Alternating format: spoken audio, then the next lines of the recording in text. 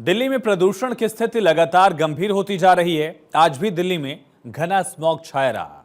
केंद्रीय प्रदूषण नियंत्रण बोर्ड के मुताबिक आज सुबह एयर क्वालिटी इंडेक्स 440 दर्ज किया गया है और दिल्ली सरकार ने प्रदूषण नियंत्रण के लिए ग्रेडेड रिस्पांस एक्शन प्लान यानी GRAP ग्रैप 3 के तहत कई कड़े कदम उठाए हैं, जिसके मुताबिक क्लास 5 तक के बच्चों के लिए स्कूलों में ऑनलाइन पढ़ाई शुरू की गई है। स्कूलों में 6 क्लास से मास्क अनिवार्य कर दिया गया है।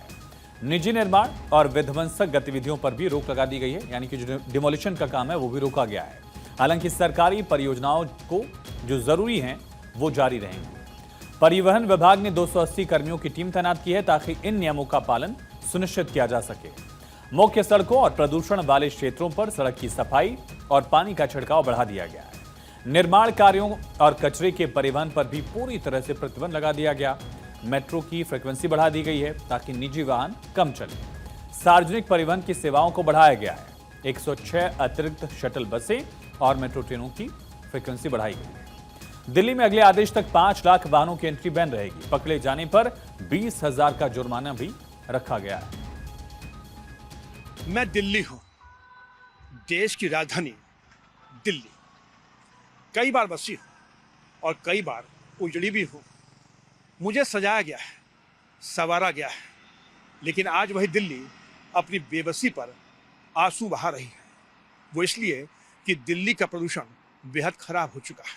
ये वही दिल्ली है जहां पर लोग रहने में अपनी शान समझते थे, लेकिन आज उसी दिल्ली में लोग रहने से कतराने लगे हैं, क्योंकि दिल्ली का प्रदूषण का स्तर बेहद खराब हो चुका है। दिल्ली वाले लोग अब बीमार होने लगे हैं। ये कर्तव्य पथ है, ये वही कर्तव्य पथ है जो देश की आन और बान को दर्शाती है। इस कर्तव्य पथ पर सुबह होते ही सैलानियों की भीड़ लग जाती थी। सुबह होते ही यहाँ पर टहलने वालों की अच्छी खासी भीड़ होती थी। लेकिन दिल्ली का प्रदूषण जब से खराब हुआ है, तब से यहाँ पर ना तो सैलानी नजर आ रहे हैं और ना ही टहलने वाले लोग। दिल्ली में प्रदूषण को नियंत्रित करने के लिए तमाम तरह की कवायद की गई।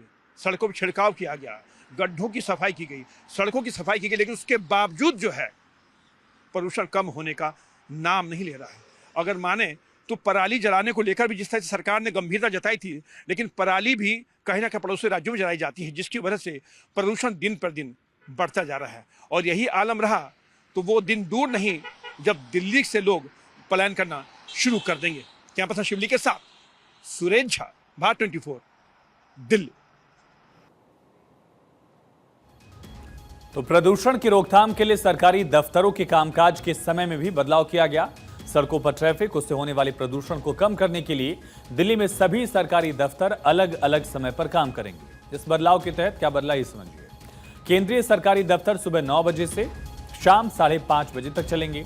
दिल्ली सरकार के दफ्तर सुबह 10 बजे से शाम 6:30 बजे तक चलेंगे और म्युनिसिपल कॉर्पोरेशन ऑफ दिल्ली यानी कि MCD के दफ्तर सुबह 8:30 बजे से शाम 5 बजे तक काम करेंगे। दिल्ली के उपराज्यपाल वीके सक्सेना ने भी दरअसल फरवरी 2025 तक इसे लागू करने का आदेश दे दिया है।